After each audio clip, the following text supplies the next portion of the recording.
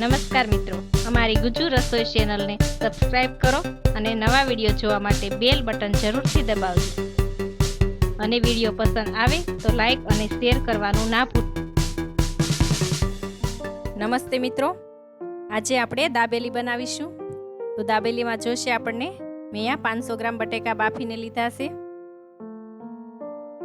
250 સેવ, 1 દાડમના દાણા, મસાલા શીંગ, 4 ચમચી તેલ, સ્વાદ અનુસાર મીઠું, લીલા ધાણા, દાબેલીનો મસાલો, 2 કાંદા જે મેં ઝીણા કટ કરી લીધા છે, લાજવાવની ચટણી જે મેં તૈયાર કરી લીધી છે.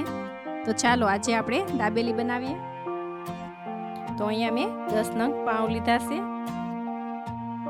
તો હવે ગેસ પર કઢાઈ રાખી ગેસ શરૂ કરી તેમાં આપણે તેલ નાખી દઈશું.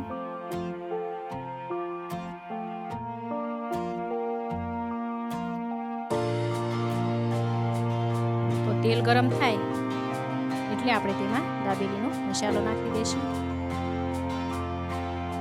તેલ બહુ ગરમ નહીં થવા દેવાનું, તેથી મસાલો દાજી ન જાય. આ રીતે થોડું ગરમ થાય એટલે દાબેલીનો મસાલો નાખી અને મિક્સ કરી લેવું. પછી આપણે તેમાં બાફેલા બટેકા નાખી દઈશું.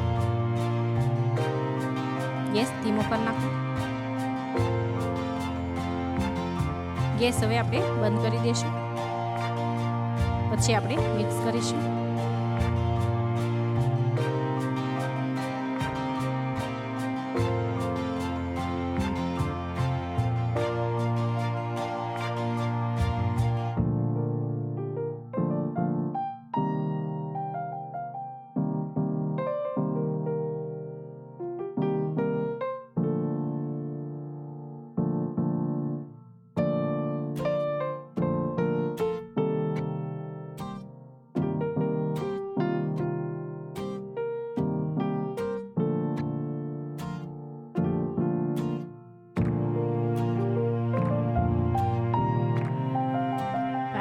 મિક્સ થઈ જાય એટલે આપણે રાજવાવની ચટણી તૈયાર કરેલી નાખી દઈશું.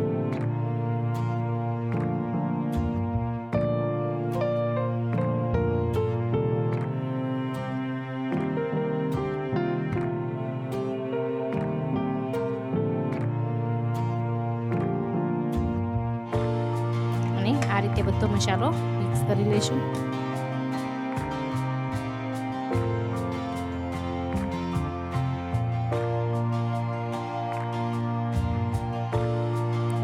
સરસ મિક્સ થઈ ગયું છે. તો આપણે સ્વાદ અનુસાર મીઠું નાખી દઈશું અને નીચે ઉતારી લઈશું. આ રીતે મેં એક મોડ લીધું છે, તેમાં આપણે બધો મસાલો નાખી દઈશું.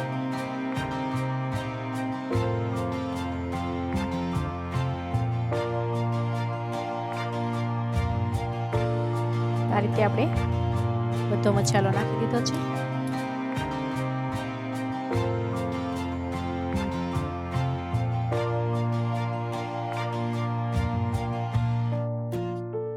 આ રીતે એક સરખું કરી લેવું.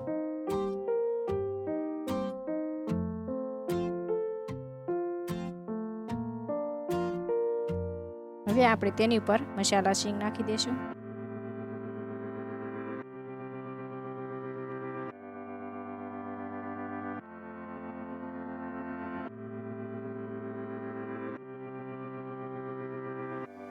દાડમના દાણા,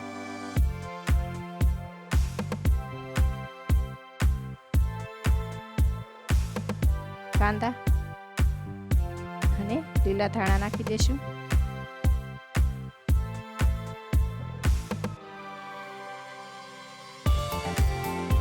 આ રીતે આપણો દાબેલીનો મસાલો તૈયાર થઈ ગયો છે. હવે આપણે પાવમાં કટ કરી લઈશું. આ રીતે પાવ કટ કરી લેવું.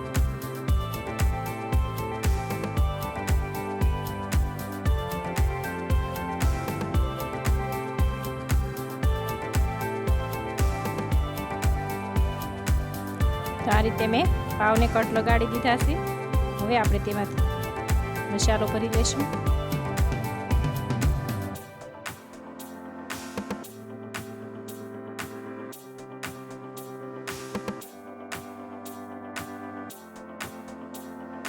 આ રીતે મસાલો ભરી લેશું.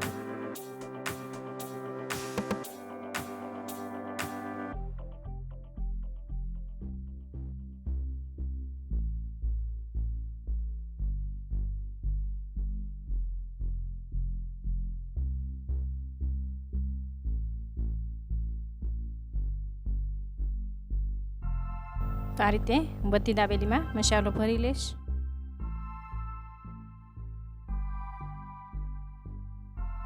તો હવે ગેસ શરૂ કરી અને લોઢાની તવી મૂકીશું.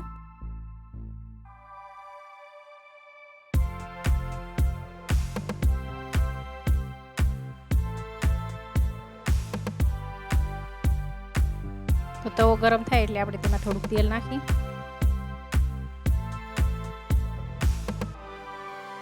અને દાબેલી મૂકી દેવી અંદર.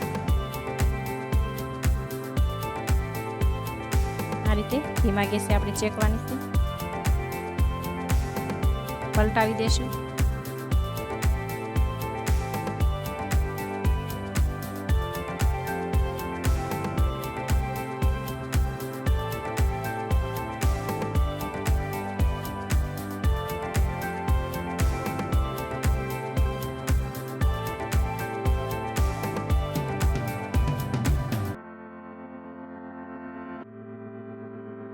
આ રીતે આપણે દાબેલી શેકી લેશું અને એક પ્લેટમાં કાઢી લેશું.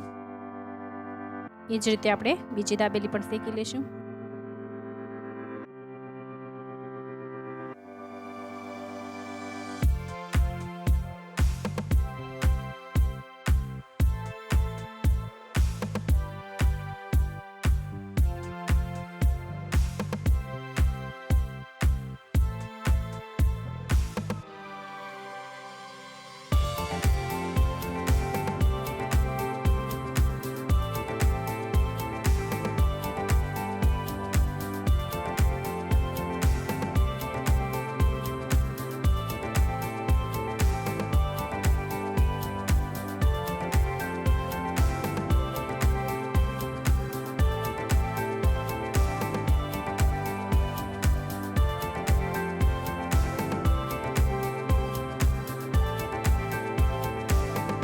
પણ આપણે પ્લેટમાં કાઢી લઈશું.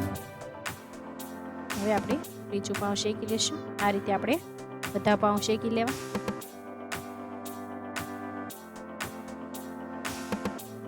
આ રીતે બધા પાઉં શેકી લીધા છે. હવે આ રીતે સેવ લઈ અને આ રીતે બધી સાઈડ આપણે આ રીતે મેં બધે સેવ લગાવી દીધી છે. એક પ્લેટમાં મૂકી દેશું. તો મિત્રો તૈયાર છે આપણી દાબેલી.